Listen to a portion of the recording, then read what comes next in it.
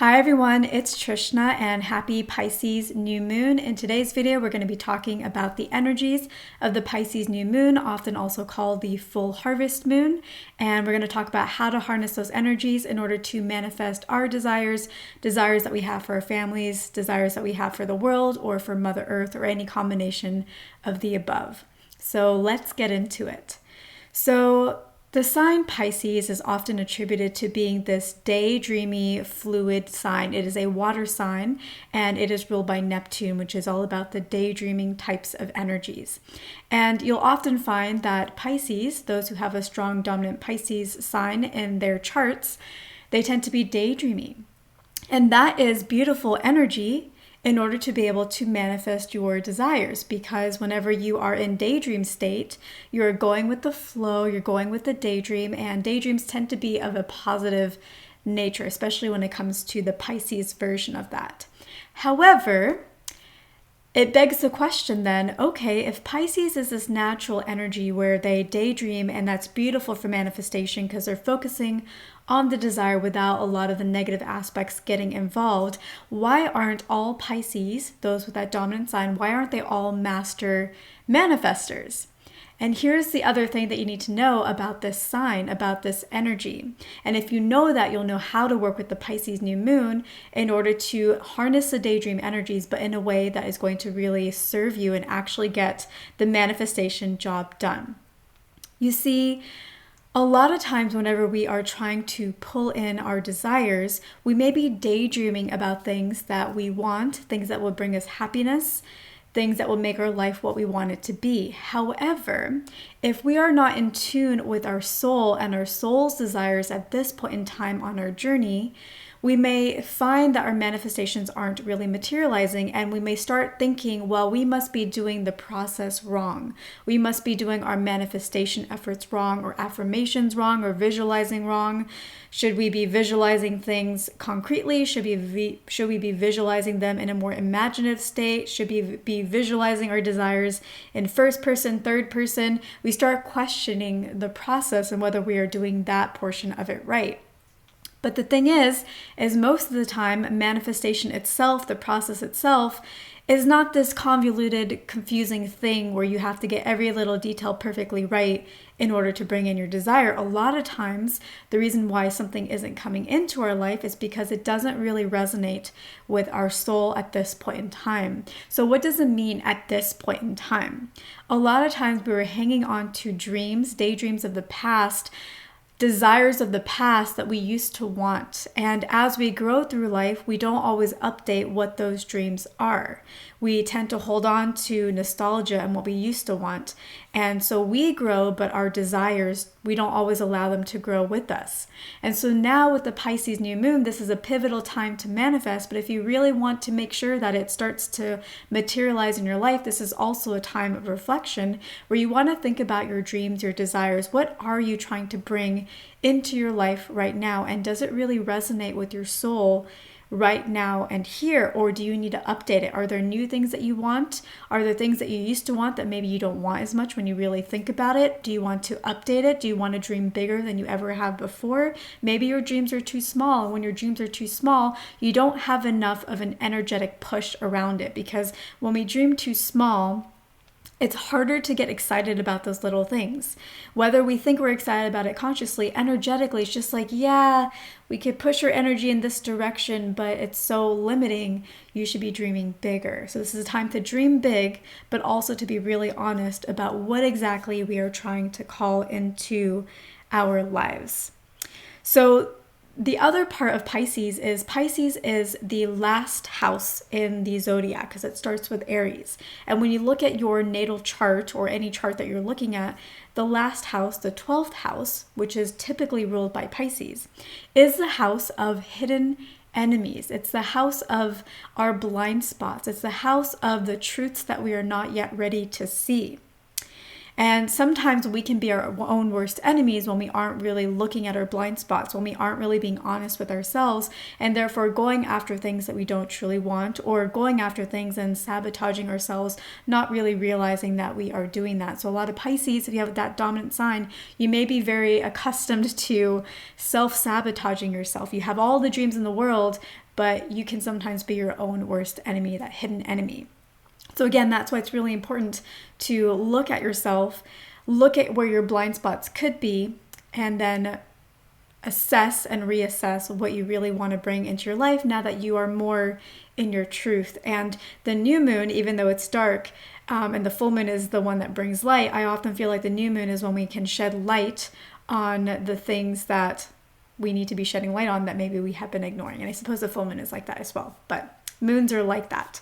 So this is the time to shed light on the hidden enemies within ourselves that are our blind spots when it comes to what we're trying to bring into our reality.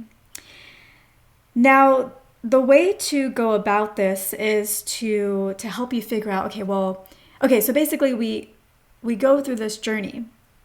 And now we come to this realization, I need to assess myself. And so now with the Pisces new moon, we enter into this new quest in our lives of digging deeper, finding those truths, and reconnecting with our soul and who we are. The 12th house is this very spiritual house. It is about the soul as well. So this is a time to really reconnect with our soul and our true desires. But how do we do that? Now there's two ways to do that. The first way is to go within, and the other way is to go without. And really, these are two sides of the same coin. Pisces is the last house in the zodiac, and it's the last sign in the zodiac. And an ending is really just a new beginning. So an ending holds both the new beginning as well as an ending within it. It's two sides to the exact same coin. And that exactly is what is going on when we look within or we look without. You can go either route. It is two sides to the same coin, which is looking and finding that connection with your soul. So if you were going to go within, you might meditate and you might ask, what do I really want at this point? How do I really feel about my dreams? We may think about our dreams. We may meditate on it. We may decide to get a notebook and journal on it. Okay, this is my dream. How do I truly feel about it? Does it feel big enough? Does it feel too small? Does it feel too big? Does it feel like a stretch? Am I only focusing maybe on one area of my life? Maybe I'm just focusing on love or abundance when really I want to build my entire life. This is a great time to build your entire life, to manifest in all areas of your life. I mean, that's true for every day, but especially with the Pisces new moon, because again, Pisces is the last house.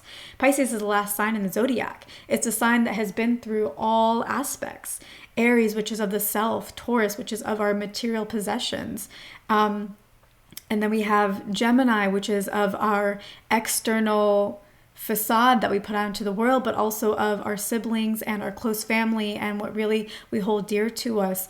And then Cancer, which is about our connection to our mother or our father, depending on how you work with astrology, and our connection to maybe our home and what feels comforting and safe. And around the wheel we go, hitting every area of our life, going through all the signs. And Pisces has been through all the signs. So make sure that you're not limiting yourself and that you are looking at all aspects of yourself whenever you're trying to manifest. One blind spot that you may have is that maybe you're focusing too much on only one area and you need to broaden your perspective. Think bigger, maybe not only in terms of the goal, but in terms of all of your life and what you can bring into your life. How do you feel about that? Do you feel concerned or stressed that, I can't focus on all these things at the same time? Or, I feel good about one area and I want to manifest there, but when I think about this other area, I want to run from it. If you want to run from it, that's something to write down and be honest about and try to explore. Why do you want to run from it? Is the goal maybe just not what you want at this point in time? Are there fears that maybe you need to be addressing at this point in time? So that's the way to go within, is to meditate, see what comes to the surface, or to journal and get really honest about how you feel about your dreams and whether you are doing yourself true honor with the dreams that you are going after. Now, going without. So that's another way to approach this. Think about, who do you look up to? And also, who are you very jealous of? Who annoys you? Who triggers you? Who is successful or doing something that bothers you? Because there is a key in that. Those feelings are coming to you for a reason. If you think really well of it, that's awesome. Then you are aligned with that desire, and it is just a matter of time before it starts coming into your life. If you find yourself jealous of somebody, honor that emotion. Be honest with that emotion and see that you're only jealous because that person holds the key to something that you may really want, a core value that maybe you don't understand is your core value. And so because you don't understand it, there is a mask that makes you feel jealousy instead of, oh, I'm not jealous. This is something that I want in my life too. And so just see how you feel, what triggers you, what upsets you, because there's a message in that for you. If you feel triggered by how somebody else dresses, maybe that's a representation of an aspect of you where you feel like you wish you could express yourself fully and be who you really are, and you don't feel like you can. So when you see somebody else doing it, it bothers you. So see how maybe things are being reflected to you. Again, Pisces is a water sign, so lots of reflections that are going on at this point in time. So that's how you can look outside of yourself to see what you really want, and don't be afraid of the scary emotions regardless of which approach that you take, because they're just emotions, and when you know what they are, then you can transmute them into something that is positive, and then you can daydream about them in positive ways that serve you versus hiding them and pushing them down and allowing them to become your blind spots and the truths that you're not allowing yourself to see, the hidden truths or hidden enemies. Okay, so give me a second here to look at my notes.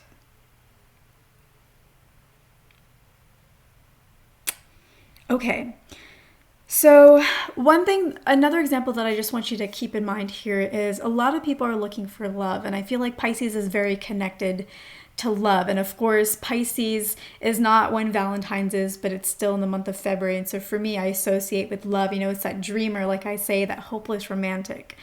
And one way that you may not realize that you're holding yourself back from manifestation that is a hidden enemy of yours is if you really want to have a partnership. And maybe you get invited to a wedding, maybe you don't want to go.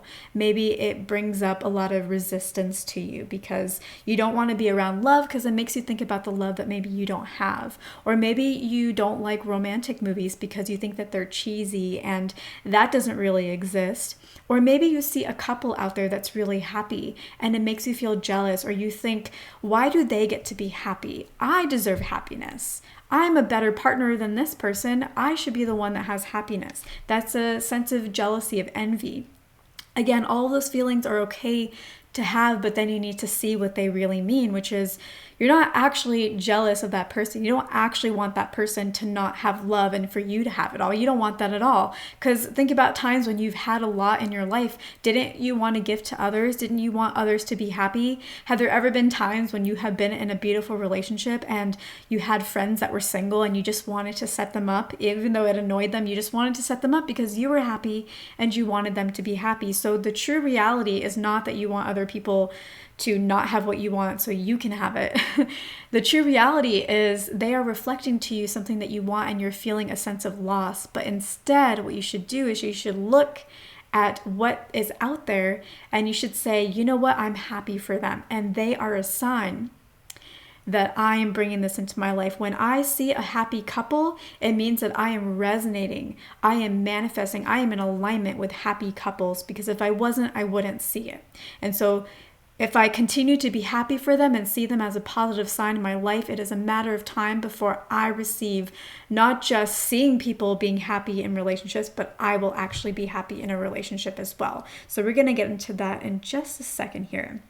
So basically, at this point in time, we have realized how we have been operating. We've been very daydreaming, but then we haven't been able to manifest what we want. And we've been through the journey of thinking that we're doing something wrong. When in reality, it's not that our process is wrong. It's that maybe we're not dreaming as big. So then we go on this quest to connect with our soul to figure out what we really want. And we do that by going within or by going without, or a combination of either, because it is all the same, two sides to the same coin. time. And now we know what it is that we want, and we're able to see emotions for what they really are. Negative emotions aren't just negative. All things are positive and negative. All things are dark and they are light. So even in the dark, there is a light. And now we can see how negative emotions actually are showing us what we really want, and we can connect with our soul by transmuting that energy and seeing it for what it really is. So now we know what we want. So now it's time for us to write it down, or to speak those desires aloud. Why? Pisces is a daydreamer. Pisces is very spiritual energy, but that is all in the mental, invisible realms. And it's time for us to not just daydream, but also to write it down on paper, because Pisces can be a very jealous energy. I think that's why that's coming up. Pisces can be a very jealous energy because they sit around daydreaming about what they want, but they don't always see it in reality, but they see other people having it. And they think, I'm the one daydreaming, I'm the one thinking these positive thoughts, why don't I get to have this? It's because it's time to take those daydreams and put it into a more physical, tangible form. When we take something from the invisible realm and we put it in something a little bit more tangible, we're signaling to our subconscious, bring it here in the now, and I'm going to help you, subconscious. And so now is the time to speak aloud your new desires. And you can do this in private, but say it proudly.